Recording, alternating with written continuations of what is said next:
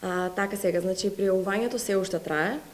За карнавалските групи кои што се од Македонија е до 5 февруари, а другите се до 15.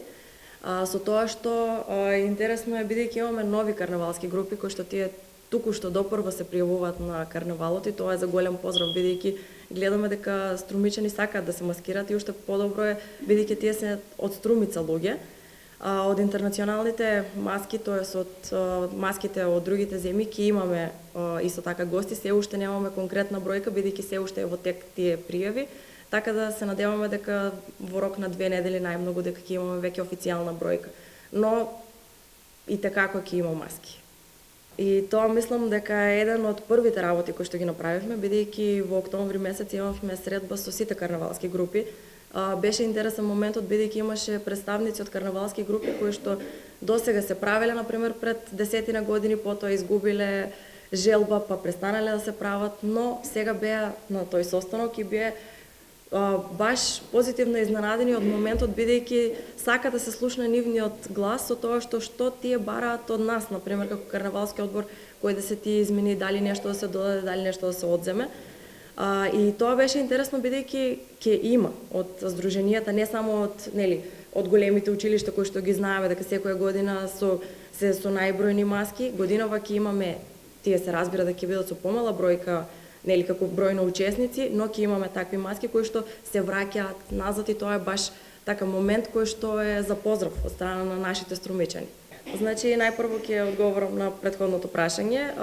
Во четврток, точно рековме дека ќе го немаме концертот под маски, кој што 15 години се правеше. За жал годинава ќе го нема. Моментот е бидејќи до претходната година концертот под маски воопшто не е бил финансиран од страна на карнавалскиот одбор.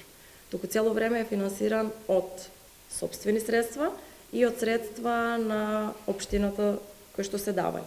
Сега годинава, бидејќи имаше некои измени, 15 години тие кога сами се финансираат, тука има еден момент на дали и годинава ќе има, ќе нема, и тука беше тој момент, се намали времето, годинава карнавалот ни е многу порано за разлика од другите години, и затоа тие немаат почнато со подготовки. Сега, мюзикалот што ќе биде на негово место, тоа е пак ќе биде во соработка со наши деца од Струмица, во соработка со професорка од Скопје, која што работи такви мюзикли, и ќе бидат инволвирани и наши деца кои што се балерини, балетани, танчери, инволвирани во музичкото училиште, и на тој начин ние пак добиваме, затоа и се кажува карнавалски мюзикал, на тој начин, бидејќи пак е од Струмица, не е некој што ќе ни дојде од страна па да го прави тоа само за да има некаков настав.